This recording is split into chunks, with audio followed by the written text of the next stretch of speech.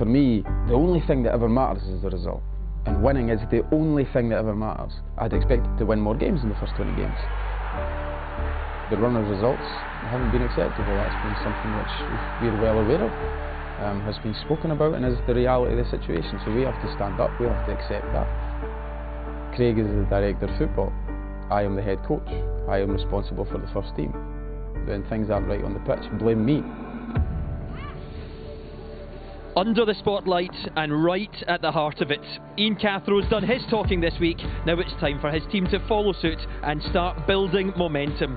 Tonight, the Jambos are at Rugby Park to take on Kilmarnock, a side who are now stuck in the bottom six.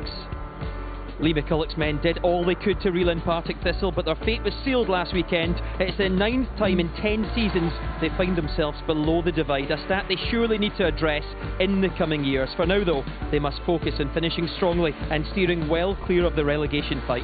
As for Hearts, well, they are 5th and they now trail St Johnstone by 5 points. We're in the company of Gary Locke tonight, who played for Kilmarnock and Hearts, managed both of the teams as well, the perfect guest you could say. Michael Stewart, the former Hearts captain, here as well, and Stephen Craigan too. Let's just recap the week for Hearts then, because a lot of talking's been done. There's been a statement by Anne Budge, clarification on who does what, it seems, on the management team. Was that required, Michael? Yes, but I think also, we've spoken at length. I think Craig Levein needs to come out and explain his position as well, because in the statement it talks about Craig being in charge of the football department, but then Ian Cathrow's in charge of the first team, and on match days Ian talks about Craig working for him. It's a bit of a contradiction. Your boss is working for you on a match day, and to me it's the dynamic of him being in the change room, the half-time team talks that he's involved in. I'm not sure about that. That's a little bit of a concern for me. The fact that the owner has kind of laid down the law, if you like, though, will it help everyone going forward? It might slightly help, but we touched on it earlier on. I think, as Michael's saying there, if Craig comes out and talks, it puts all this to bed.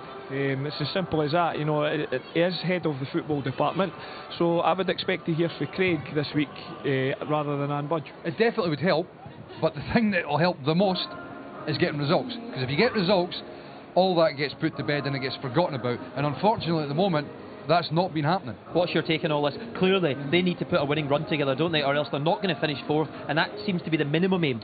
Well, you've also got Partick Thistle, who are just 3 points behind them, who are in a great run of form, so could end up finishing 6th, which for Hearts would be an absolute disaster, considering where Robbie left them, where their expectations were at the turn of the year. They expected to be a lot higher than what they are. So it's been a difficult period, no doubt about it. There's been lots of change, lots of clarity needed, all this kind of stuff coming out. But it boils down to winning games. Ian initially came in, he spoke about his style, his finesse. He seemed to have changed. I think he's realising now it's about winning.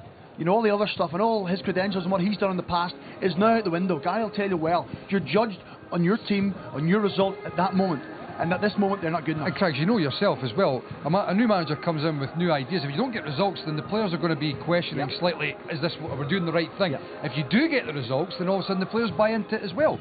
The results are so important, in particular when you first start, because then you get the belief from the players that you know what's actually happening. But you also think of Anne Budge.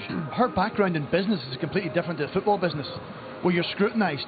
People write stories about you, they talk about you. Hearts are a big club in Scotland, they want involved with you. So there's a lot of negative publicity coming out, and she's probably not used to it. I think with Hearts as well, the last couple of years was about survival. Yeah. But now, they're past all that now. They're a big club in Scotland with a big budget now. And the fans now, rightly, we've got through the hard times, they're now expecting Hearts to be up there challenging. And one final thing about the position in the league.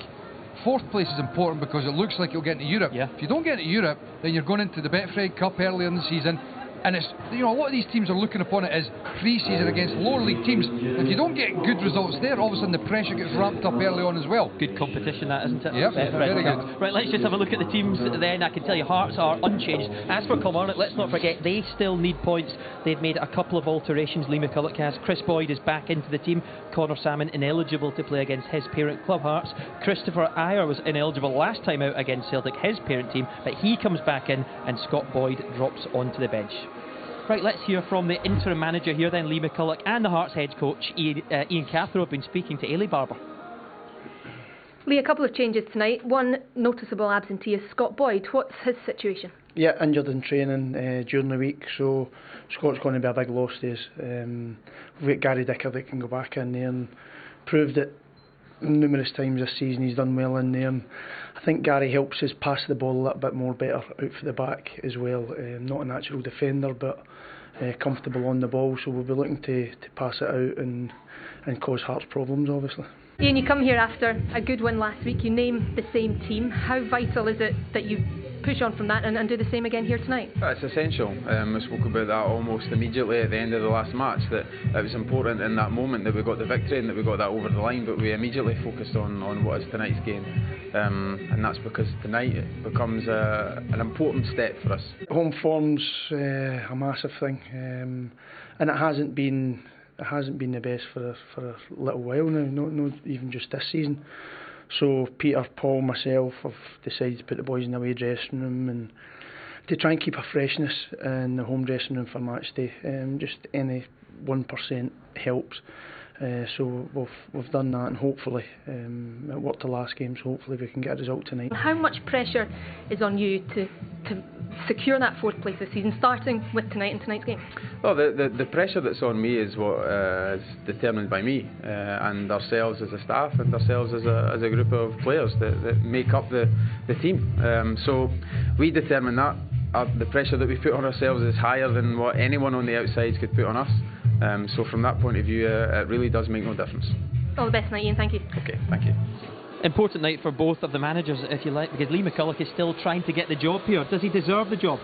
Yeah, I think he does. He's steadied the ship here, up until the weekend they were on a good run. So, he's got a lot of good ideas, Lee, and, the players are certainly playing for him, so I think he merits the job, definitely. I'm sure one idea that the players will have loved is getting away for training at 3 o'clock or 7 o'clock, getting back to a normal start. We also talk about the overhaul at Hearts. They've used 32 players this season, but you understand the job that Lee McCulloch had to do when you hear that Kilmarnock have used 38 players already this term. Well, we saw the changes Lee Clark made last summer. The fact that he brought so many players in, they've done it again, but ultimately, Kilmarnock's about survival. We played I was with Motherwell a few weeks ago when we came down here, and just the contrast and emotion. That's the one you won, right? Yeah, but just been, the contrast. The one he was involved in. emotion of a manager. He said before the game he was right up for the job. We spoke to him in the manager's office after, and he was devastated. He was flat on the floor, and he said, "I don't know if I want the job." So the emotions of winning and losing, and that's something he'll have to get used to as a manager, potentially going to be a manager. That kind of emotion, be able to manage it better. And I think over the past few weeks he's managed to do that. He's stable. The team are stable and they're playing well. He's up against a Hearts team who don't score many goals. In fact, until Esmail Gonçalves scored the winner against Dundee last week, they hadn't netted in 3 games. It's an issue, isn't it, Michael? Of course it is.